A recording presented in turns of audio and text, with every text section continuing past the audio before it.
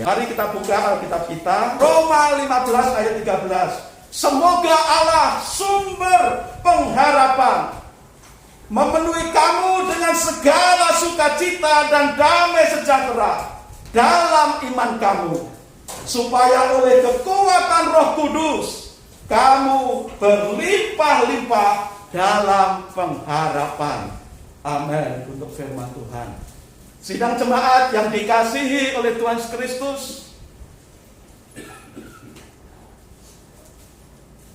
ayat ini merupakan satu doa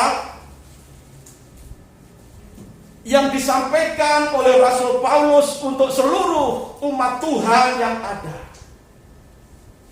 Ini adalah doa berkat untuk setiap orang yang percaya.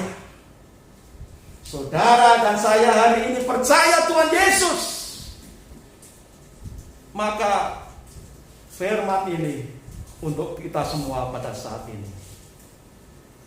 Ada 3 hal yang dimuat di dalam doa berkat ini. Mengenai 1, sukacita. 2, mengenai damai sejahtera. Yang ketiga, mengenai pengharapan. Saat-saat ini saudaraku,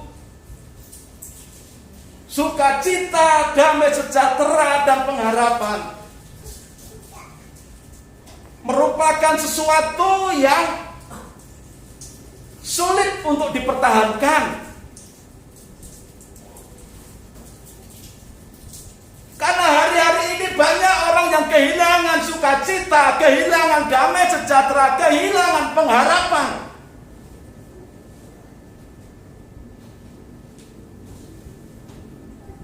Mungkin bahkan di antara kita yang sudah merasa, ya hari-hari ini mungkin hampir-hampir kehilangan sukacita. Tetapi di sekeliling kita, mereka banyak kehilangan sukacita hari-hari ini.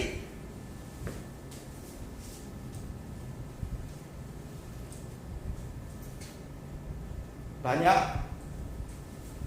sukacitanya hilang karena orang-orang yang dikasihi sudah terhilang secara mendadak.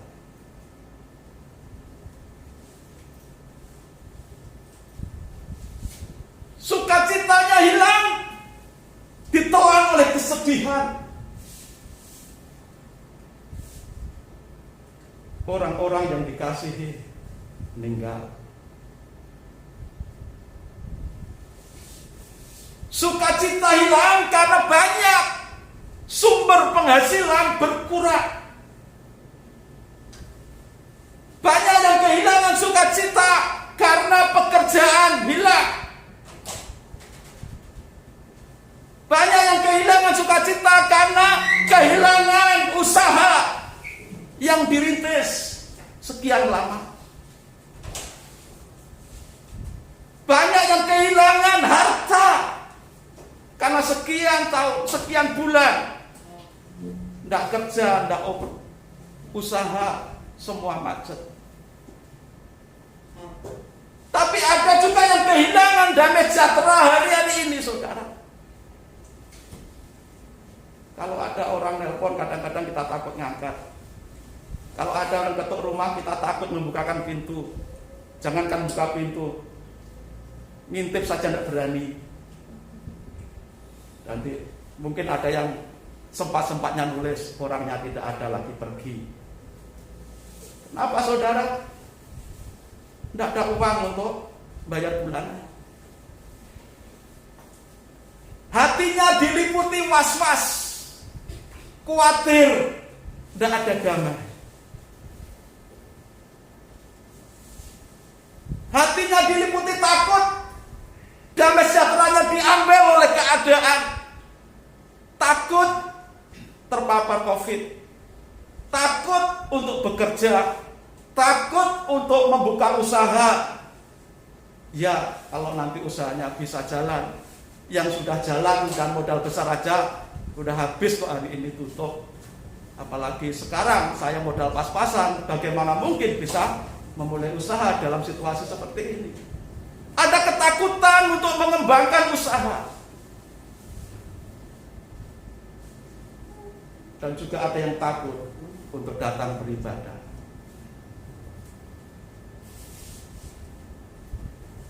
Sukacita hilang, damai sejahtera hilang, pengharapan pun hilang, saudara. Kenapa pengharapan hilang? Karena situasi ini seperti tidak ada habisnya. Mereka yang katanya ahli-ahli mengungkapkan bahwa pandemi ini masih akan berlangsung sekian tahun yang akan datang. Untuk pemulihan ekonomi menurut mereka masih lama. Jadi banyak juga hari-hari ini yang kehilangan pengharapan, saudara. Karena sudah serba kehilangan sukacita, kehilangan damai sejahtera, maka tidak ada pengharapan lagi. Menyerah dengan keadaan, tidak mau lagi usaha. Karena merasa usaha pun dianggapnya percuma, tidak ada guna. Tidak ada lagi semangat juang yang gigih untuk bagaimana mempertahankan hidup ini dan menang. Sudah benar-benar angkat bendera putih, menyerah dengan keadaan seperti hidup tidak ada pengharapan lagi. Tapi melalui doa berkat dalam Roma 15 ayat 13 ini, saudara, Tuhan mengajak kepada setiap kita umatnya untuk tahu satu hal,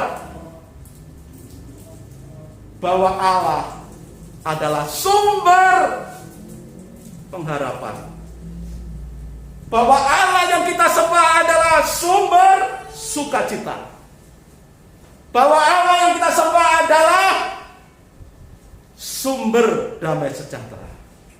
Allah yang kita percaya, Allah yang kita sembah adalah Allah sumber dari segala sesuatu. Itu yang harus kita tahu, yang ditekankan di dalam doa berkat ini.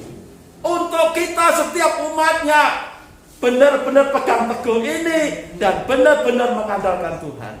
Itu sebabnya tema renungan kita pada pagi ini adalah Allah sumber pengharapan kita. Allah adalah sumber pengharapan kita. Dikatakan tadi, saudara, semoga Allah sumber pengharapan akan memenuhi kamu dengan sukacita dan damai sejahtera, dan dengan kekuatan Roh Kudus-Nya membangkitkan pengharapan yang berlimpah-limpah di dalam kamu. Kamu siapa? Biarlah ketika dikatakan ayat ini kamu, itu adalah kita semuanya. Ya. Yang pertama, bahwa Allah itu sebagai sumber segala hal di dalam kehidupan kita orang yang percaya. Kisah Para Rasul pasal 5 ayat 40 dan 41.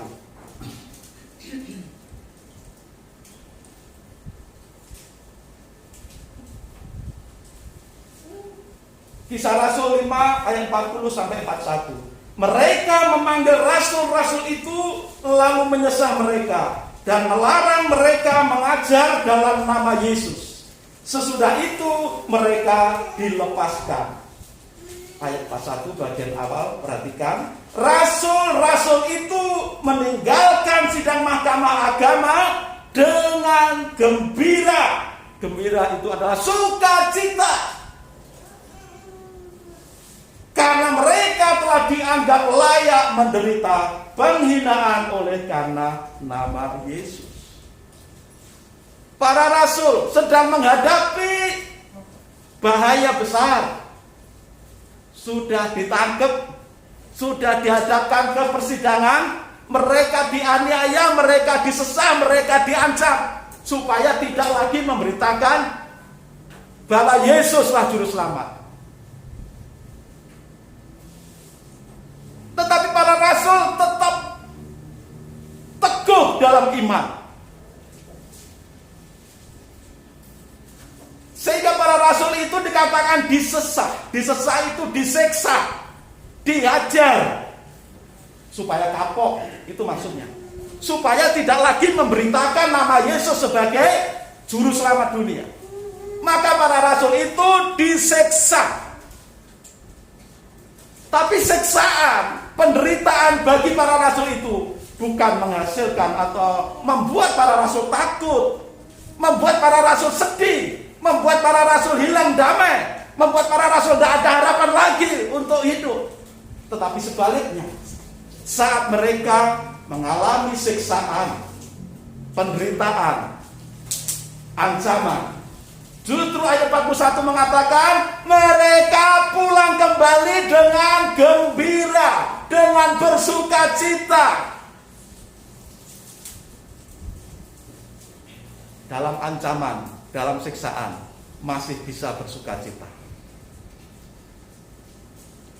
Ayo kita belajar dari para rasul ini, saudara. Mereka bisa tetap bersukacita. Kenapa, saudara? Di tengah masa suka, di tengah ancaman, iman mereka tidak surut, sukacita mereka tidak hilang, damai sejahtera mereka tidak hilang.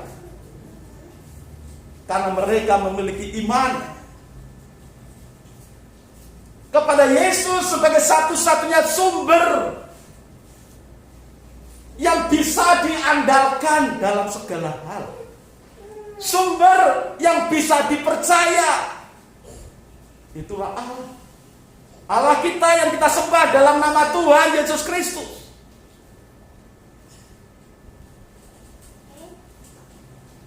Dikatakan di dalam pembacaan ayat 13 tadi, Allah sumber segala hal memenuhi kamu. Dengan apa, saudara? Memenuhi dengan apa? Dengan segala sukacita dan damai sejahtera. Sukacita dan damai sejahtera ini satu paket, saudara. Orang yang hatinya damai pasti ada sukacita. Orang yang sukacita pasti ada damai dalam hatinya. Kalau orangnya sedih, pasti tidak ada damai. Kalau orangnya sedih, tidak akan bisa bersukacita. Memang ada orang yang hatinya sedih ketawa-ketawa. Siapa kalau sedih ketawa-ketawa? Angkat tangan. Kalau hatinya tidak ada damai, hatinya sedih, kalau tidak nangis, dia cemberut. Kan gitu, saudara. Tidak ada sukacita. Tetapi Tuhan Yesus Kristus akan memenuhi setiap orang percaya. Memenuhi setiap orang percaya. Setiap pribadi orang percaya akan dipenuhi dengan sukacita, dengan damai sejahtera. Itulah sebabnya kenapa para rasul tidak sedih, tidak takut, tidak susah, masih punya pengharapan walaupun diancam, disiksa. Karena hidupnya sudah dipenuhi dengan sukacita. Karena hidupnya sudah dipenuhi dengan damai sejahtera. Sehingga tidak ada tempat lagi sedikit pun untuk kesedihan, untuk penyesalan. Tidak ada tempat untuk sedikit pun bagi ketakutan, kekhawatiran. Tidak ada tempat sedikit pun untuk hal-hal itu, saudara. Karena seluruh hati dan kehidupannya sudah dipenuhi dengan sukacita dan damai sejahtera yang dari Tuhan. Saudara kalau melihat mungkin beberapa hari yang lalu, masih ada itu yang khotbah di YouTube saya, itu ada yang bertanya, tidak seiman dengan kita rupanya. Dan memang ada banyak yang tidak seiman dengan kita memberikan komentar. Salah satu, tapi sudah dihapus yang ini, salah satunya adalah hutang saya banyak, saya tidak punya apa-apa, usaha pekerjaan sudah tidak jalan, yang ada cuma rumah tempat tinggal kami dan kendaraan. Tapi utang saya jauh lebih banyak dari apa yang saya punya. Bagaimana saya bisa damai? Berikan saya caranya.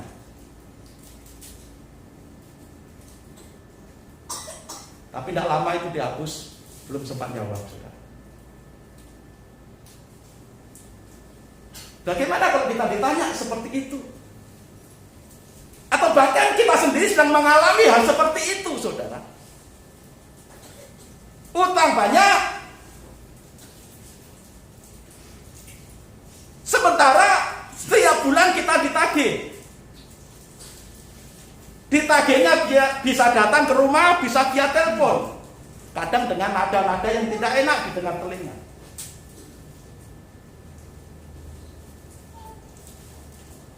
Bagaimana kalau kita mengalami hal seperti itu, seperti yang ditanyakan orang tadi? Jawabannya di ayat ini yang kita baca tadi ada. Baca pelan-pelan ayatnya ya. Semoga Allah sumber pengharapan memenuhi kamu dengan segala sukacita dan damai sejahtera dalam iman kamu. Orang yang imannya benar seperti para rasul tadi, dan apa yang diimani itu benar seperti para rasul tadi, walaupun hutang banyak, kerjaan tidak ada, usaha macet, dia akan tetap bisa damai. Masih punya rumah, masih punya kendaraan, mobil. Kalau orang punya iman, dia bisa lepaskan semuanya itu. Apapun yang terjadi, Tuhan sanggup memberikan yang terbaik seperti lagu tadi. Kalaupun rumah dan mobil misalkan sak jelek-jeleknya harus dibawa, asal itu dianggap lunas, silakan. Karena apa? Lagu tadi mengatakan Tuhan sanggup. Bukan hanya Tuhan sanggup, Tuhan lebih sanggup apa? Memulihkan. Bukan hanya memulihkan hatimu, tetapi juga memulihkan keadaanmu. Seperti Tuhan sanggup memulihkan Ayub. Kenapa takut? Kalau kita masih ada ketidakdamaian di dalam hati kita karena situasi seperti yang diungkapkan orang tadi, berarti harus kita bertanya kepada diri sendiri, benar enggak iman kita, sudah posisinya benar enggak, dan siapa yang kita imani, siapa yang kita percaya. Kalau kita tahu kepada siapa yang kita percayai, maka walaupun semuanya habis, yang penting ada Tuhan Yesus. Iman bahwa Tuhan adalah sumber segala sesuatu. Segala sesuatu itu banyak, menyeluruh. Ya sukacita, ya damai sejahtera, ya apapun yang kita rindukan. Kalaupun harus hilang semua, yakinlah Tuhan sanggup memulihkan. Tuhan lebih sanggup memulihkan. Disinilah kita belajar dari para rasul. Harta mereka sudah habis, hilang. Bahkan kemerdekaan mereka pun dirampas. Mereka disiksa. Tapi mereka masih bisa bergembira. Berarti ada damai dalam hatinya. Kalau begitu, berarti di dalam diri para rasul itu memiliki iman yang benar. Dan dia tahu betul siapa yang dia imani. Yang dia imani adalah Allah di dalam Yesus Kristus, sumber segala sesuatu. Kehilangan harta, kehilangan orang-orang yang dikasihi, tidak membuat sukacita mereka hilang, tidak membuat damai sejahtera hilang, karena hidupnya sudah penuh sukacita, penuh damai sejahtera. Dari mana? Dari Tuhan, sumber segala sesuatu yang memberikan dan memenuhi hidup mereka. Karena apa? Karena iman kamu. Makanya kalau tidak punya iman, berarti kita tidak akan dipenuhi dengan sukacita dan damai sejahtera Tuhan. Kalau hidup kita tidak dipenuhi damai dan sukacita, maka ada sisi-sisi yang kosong dalam hidup kita. Dan sisi-sisi yang kosong itu akan dimasuki oleh kekhawatiran, ketakutan, kesedihan. Karena apa? Iman kita tidak terfokus, tidak tertuju kepada Allah yang benar, tapi kita masih dipengaruhi oleh hal-hal yang ada di sekeliling kita.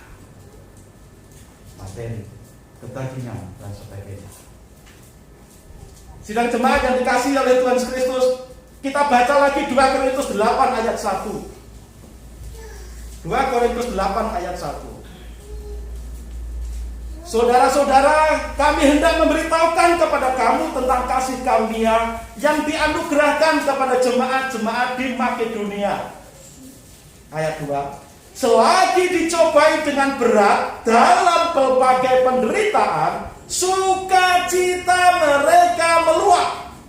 Dan meskipun mereka sangat miskin, namun mereka kaya dalam kemurahan. Rasul Paulus menyaksikan jemaat-jemaat yang ada di Makedonia. Situasi jemaat-jemaat di Makedonia itu dikatakan dalam ayat yang kedua. Selagi dicobai dengan berat dalam pelbagai pencobaan, penderitaan. Kalau dikatakan dalam berbagai penderitaan, berarti ada banyak penderitaan yang mereka alami. Ada banyak pencobaan yang mereka alami. Tetapi di dalam pencobaan, penderitaan yang sedemikian banyak, jemaat-jemaat Makedonia tidak kehilangan sukacita, tidak kehilangan damai sejahtera, tetapi sebaliknya. Dikatakan oleh firman Tuhan, sukacita mereka meluap. Bahkan dikatakan ayat selanjutnya, meskipun mereka sangat miskin. Saudara masih bisa bayar kos-kosan. Saudara masih bisa untuk makan sehari-hari. Saudara masih bisa mendapatkan penghasilan sehari-hari, walaupun sangat terbatas, tidak seperti biasanya. Puji Tuhan. Tetapi jemaat di Makedonia ini dikatakan mereka sangat miskin. Kalau dikatakan sangat miskin berarti untuk makan aja susahnya minta ampun. Mengharapkan uluran tangan orang. Jadi zaman dulu belum seperti sekarang ini, saudara. Sulitnya ekonomi, benar-benar sulit. Tetapi jemaat di Makedonia mengalami, walaupun mereka sangat miskin, tapi mereka kaya. Kaya apa, saudara? Dengan kemurahan hati. Kok bisa murah hati dalam kemiskinan? Ini yang harus kita pelajari. Ini yang harus kita ikuti dan teladani. Kesusahan, kemiskinan yang Tuhan izinkan terjadi dalam hidup kita bukan berarti harus hilang sukacita kita dan menjadi alasan bagi kita untuk bersedih. Kemiskinan yang terjadi dalam hidup kita bukan berarti kita harus menjadi egois dan mementingkan diri sendiri.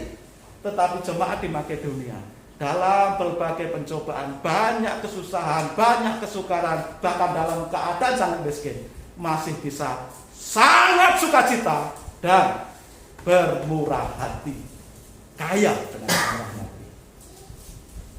Bagaimana bisa? Seperti itu bisa. Ini realitasnya, ini kenyataannya. Bahwa orang yang memiliki iman kepada Allah yang benar sebagai sumber segala sesuatu, maka hatinya pasti dipenuhi dengan sukacita dan damai sejahtera. Apapun situasi sekeliling kita, walaupun banyak orang yang kita kasih diambil Tuhan meninggal dunia, walaupun banyak pekerjaan kita sudah habis, usaha kita habis, tidak akan mencuri sukacita dan damai sejahtera. Dan biarlah kita memiliki iman yang seperti itu, saudara. Karena iman kepada Allah yang benar akan membuat hati kita penuh sukacita dan damai sejahtera. Dalam diri orang yang beriman kepada Allah yang benar, sumber segala hal, itu diberikan Roh Kudus. Saudara, ini kuncinya. Kalau tadi ada orang yang mengatakan, bertanya seperti itu, karena di dalamnya tidak ada Roh Kudus. Kalau orang yang beriman kepada Allah yang benar, hidupnya diberikan, bahkan dipenuhi oleh Roh Kudus. Bagi mereka Roh Kudus tidak ada. Tapi bagi kita, Roh Kudus itu ada dalam diri setiap orang percaya, diberikan kepada setiap orang yang percaya Tuhan Yesus. Ayatnya di mana? Di dalam kitab Korintus. 1 Korintus 6 ayat 19. Atau tidak tahukah kamu bahwa tubuhmu adalah bait Roh Kudus yang diam di dalam kamu, Roh Kudus yang kamu peroleh dari Allah.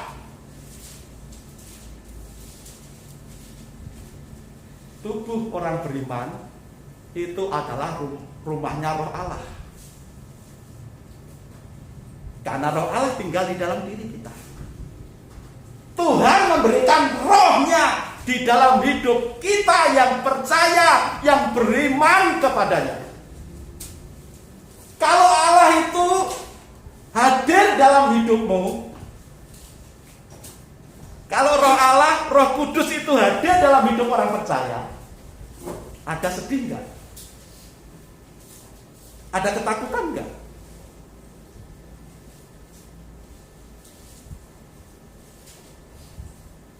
Ada kekhawatiran enggak kira-kira?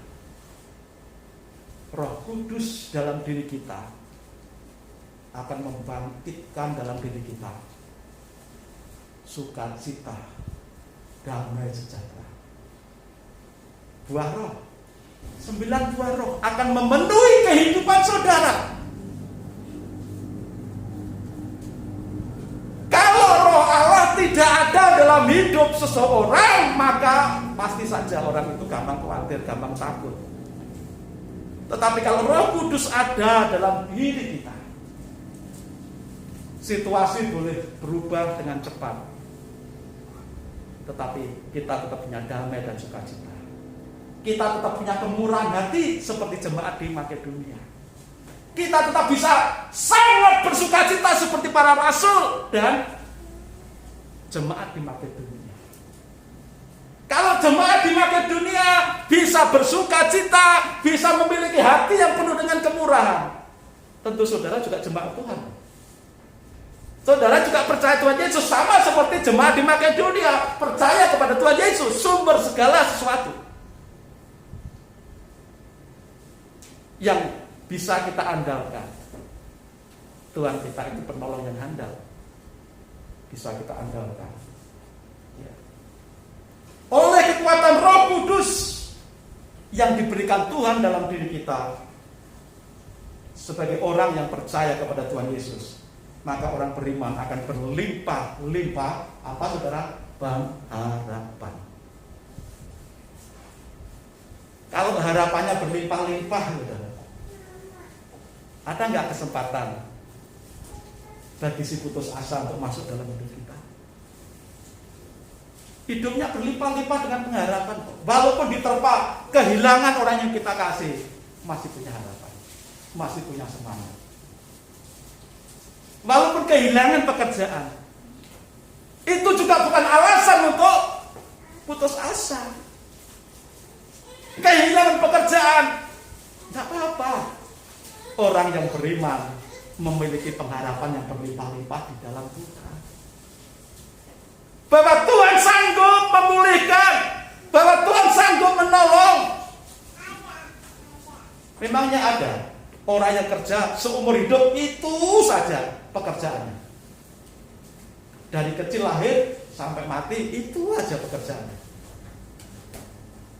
Mungkin ada petani, tapi kan petani juga sering berganti-ganti kerjaan.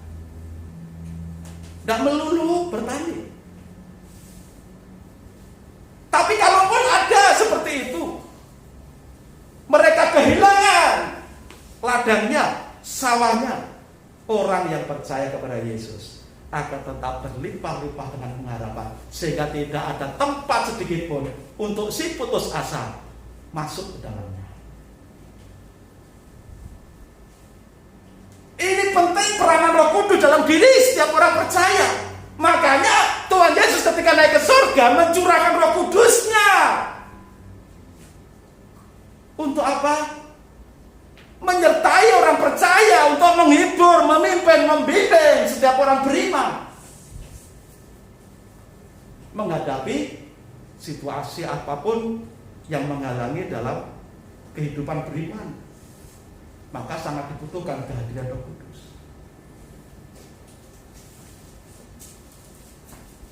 Orang yang beriman tidak akan putus pengharapan kalau Roh Kudus ada dalam dirinya. Seperti jemaat-jemaat tadi, saudara, di Makedonia tadi. Kitab Roma pasal 4 ayat 18 dan 19. Roma 4 ayat 18 dan 19.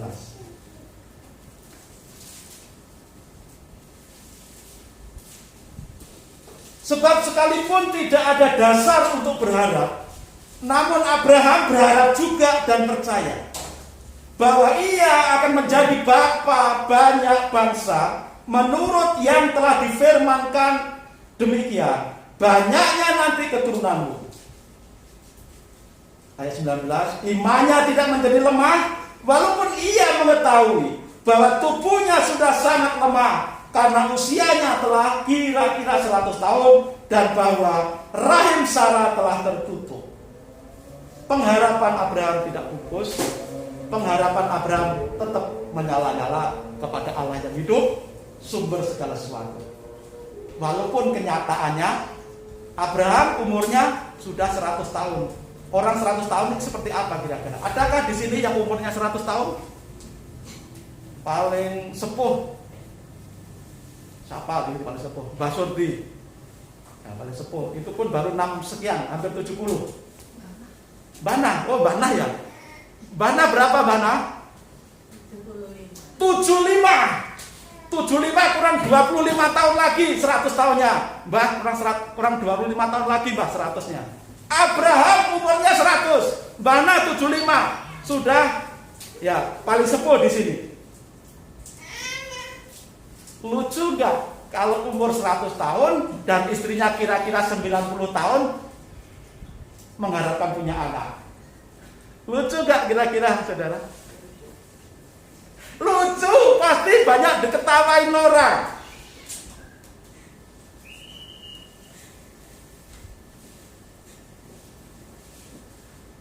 Lucu. Tetapi Abraham tidak putus asa. Masih memiliki pengharapan yang kuat bahwa Tuhan sanggup menggenapi janjinya bahwa Abraham akan dijadikan bapa segala bangsa. Anak-anaknya tidak bisa dihitung seperti bintang di langit. Anak cucunya, keturunannya tidak bisa dihitung seperti pasir di lautan. Siapa bisa menghitung bintang? Berapa banyaknya? Siapa bisa menghitung pasir? Tidak ada yang bisa menghitung. Tetapi di usia yang sudah 100 tahun dan sekitar 90 tahun bagi Sarah yang dikatakan buah kandungannya sudah tertutup, Abraham masih punya pengharapan. Itulah sebabnya juga Abraham disebut sebagai bapak orang percaya. Kalau Abraham sebagai bapak orang percaya, salah satu faktor, salah satu hal yang menyebabkan adalah dia tetap punya pengharapan kepada Tuhan yang sanggup menggenapi janjinya. Walaupun umurnya sudah sekitar 100 tahun, walaupun istrinya Sarah 90 tahun dan sudah tutup kandungan, Tuhan sanggup untuk membuka kandungan Sarah kembali. Tuhan sanggup untuk membuat kakek Abraham jadi perkasa kembali. Percaya saudara? Itulah Abraham, bapak orang percaya, bapak orang beriman. Tidak pupus pengharapannya walaupun usianya sudah lanjut. Walaupun tidak ada lagi alasan untuk berharap, demikian firman Tuhan katakan. Tapi Abraham tetap berharap. Beriman, memiliki pengharapan yang berlimpah-limpah. Bahwa Tuhan sumber segala hal akan sanggup memenuhi janjinya. Sanggup memulihkan keadaannya. Allah sumber pengharapan akan memberkati orang-orang yang menaruh pengharapannya kepada Tuhan. Berkat seperti apa yang Tuhan berikan? Tadi ada Roh Kudus yang diberikan. Roh Kudus dalam diri orang percaya itu akan memberikan sukacita, akan melahirkan, akan membuahkan damai sejahtera, akan memberikan pengharapan yang berlimpah-limpah. Itu baru 3 hal tadi loh saudara. Sudah bisa mengalahkan berbagai keadaan dan situasi.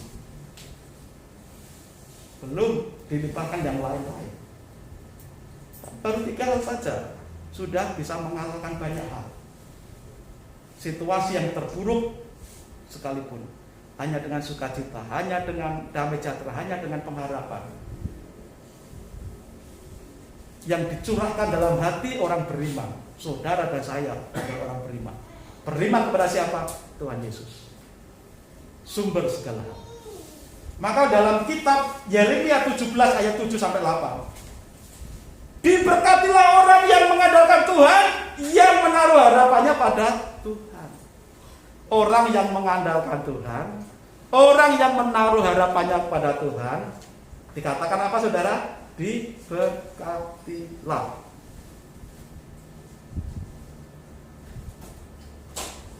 Orang yang menaruh harapannya pada Tuhan, orang yang mengandalkan Tuhan, diberkati Tuhan.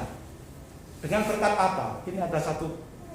Orang yang percaya, orang yang mengandalkan Tuhan, orang yang menaruh harapannya pada Tuhan, itu diumpamakan ayat yang ke-13. Bukan. Di dalam Yeremia tadi, di dalam Yeremia ya, digambarkan seperti apa saudara? Ia seperti pohon yang ditanam di tepi air. Seperti pohon yang ditanam di tepi air. Pohon yang ditanam di tepi air itu hasilnya apa nanti selanjutnya? Yang merambatkan akar-akarnya di batang air dan yang tidak mengalami datangnya panas terik. Pohon yang ditanam di tepi aliran air, walaupun panas terik tetap ada, tapi panas terik tidak akan membuat layu daun dari pohon yang tertanam di tepi aliran air. Kenapa? Karena akar-akarnya masuk ke tempat di mana air berada. Air itulah yang akan bisa ke seluruh tubuh, batang tubuh, daun, sehingga itu yang membuat walaupun panas terik, pohon daun yang ditanam di tepi aliran air tidak akan layu daunnya, karena selalu tercukupi kebutuhan airnya. Air saudara yang misalkan kerja di panas-panasan, kurang minum air, rasanya gimana saudara? Meliang saudara. Dehidrasi, kekurangan zat cair karena kurang minum. Tetapi pohon yang tertanam di tepi aliran air tidak akan mengalami masa-masa yang terik. Karena apa? Masa yang terik, matahari yang terik itu akan bisa ditahan dengan air yang dihisap ke seluruh tubuh, batang tubuh. Pohon yang tertanam di tepi aliran air. Bahkan dikatakan selanjutnya, yang daunnya tetap hijau berarti tidak layu, yang tidak khawatir dalam tahun kering, walaupun kemarau panjang, tidak ada hujan, pohon yang tertanam di tepi aliran air, walaupun kemarau, tidak akan khawatir di masa kering. Coba, kalau kita melihat ke hutan, kalau kemarau kan warnanya coklat semua. Tapi ada bagian-bagian tertentu di hutan atau gunung itu yang menghijau lengkak-lengkok. Itu bisa ditebang. Yang hijau, daun-daun pohon-pohon yang menghijau, itu pasti di tepi aliran air atau sungai.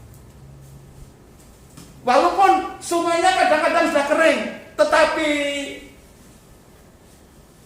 air yang terserap di bawah permukaan sungai yang kering itu masih banyak. Sehingga masih bisa cukup untuk pohon itu menyerap airnya. Saudara dan saya yang mengandalkan Tuhan, yang menaruh pengharapan pada Tuhan, tidak akan merasakan khawatir. Walaupun kemarau, walaupun situasi krisis, walaupun situasi sulit ya sulit, tetapi kalau kita menaruh harapan kita pada Tuhan, mengandalkan Tuhan, akan selalu ada berkat Tuhan. Amin, saudara. Akan selalu ada berkat Tuhan, akan selalu ada cara untuk Tuhan memberkati saudara dan saya, kita semua yang percaya.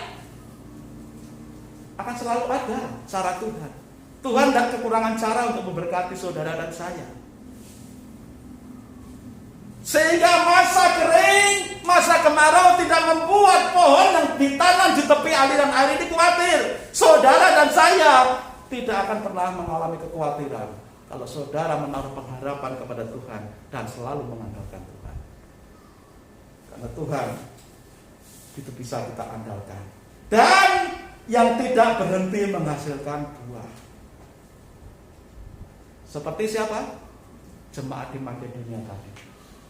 Walaupun banyak pencobaan, penderitaan, sangat tetap sukacita. Dikatakan sangat sukacita. Walaupun sangat miskin, tetapi penuh dengan kemurahan hati, kaya dengan kemurahan hati.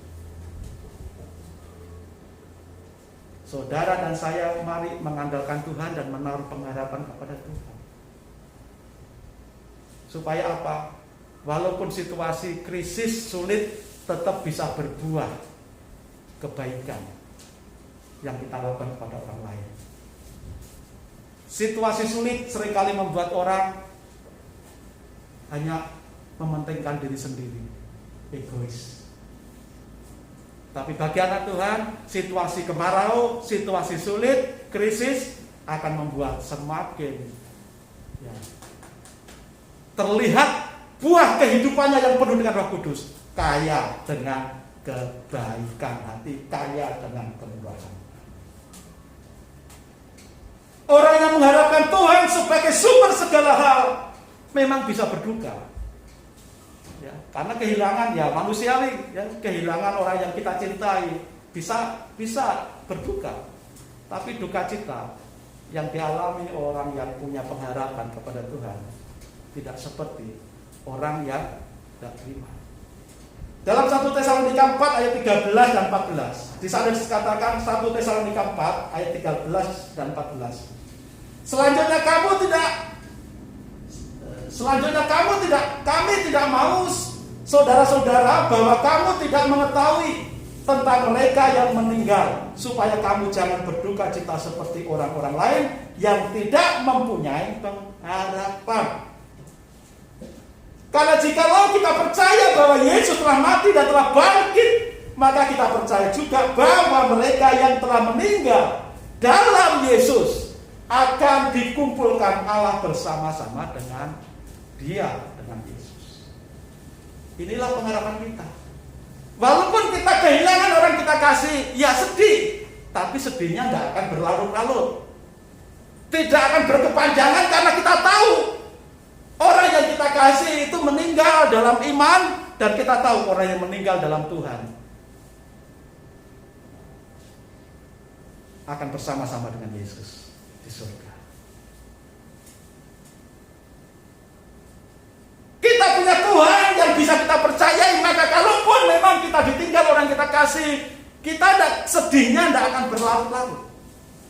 Ketika kita ditipu orang, ya kita sebentar saja mungkin shock, tapi tidak akan berlarut-larut menyesali keadaan karena ditipu orang. Mungkin hal-hal buruk yang terjadi dalam hidup kita, ya kita mungkin sebentar saja kaget, shock, sedih. Tetapi tidak akan berlarut-larut karena apa? Kita tahu Tuhan sanggup menolong kita, Tuhan sanggup memulihkan kita, Tuhan sanggup melakukan hal-hal yang tidak bisa kita pikirkan. Pengharapan orang di luar Tuhan, kalau orang tidak mengandalkan Tuhan, itu hanya sampai di kuburan, saudara. Semua cita-citanya, semua harapannya di situ saja, saudara. Dalam kitab Amsal 11 ayat 7 dikatakan, pengharapan orang fasik gagal pada apa? Kematiannya. Dan harapan orang jahat menjadi sia-sia. Orang fasik, orang yang tidak percaya Tuhan, orang yang tidak mengandalkan Tuhan, orang yang tidak beriman, ya, semua harapannya berhenti di kuburan. Ketika dikubur atau ketika dibakar. Tetapi orang yang mengandalkan Tuhan dan punya pengharapan kepada Tuhan, pengharapannya itu jauh dalam kekekalan. Menjangkau sampai kekekalan, sampai di surga bersama-sama dengan Yesus.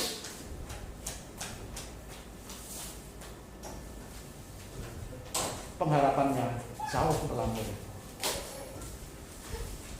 Allah ada sumber pengharapan yang tidak akan mengecewakan siapapun yang beriman, yang percaya.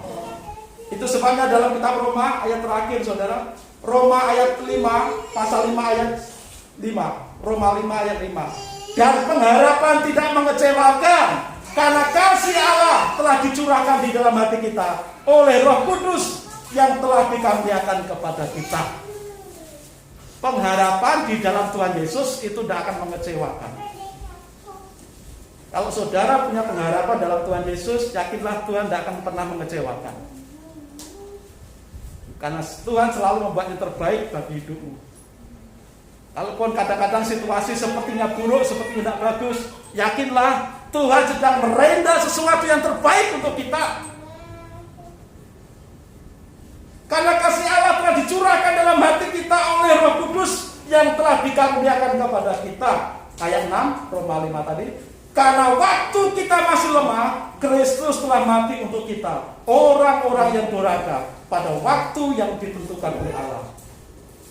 Lalu ayat 7, sebab tidak mudah seorang mau mati untuk orang yang benar, tetapi mungkin untuk orang yang baik ada orang yang berani mati. Ayat 8, akan tetapi Allah menunjukkan kasih-Nya kepada kita oleh karena Kristus telah mati untuk kita ketika kita masih berdosa. Lebih-lebih karena kita sekarang telah dibenarkan oleh darah-Nya, kita pasti akan diselamatkan dari murka Allah.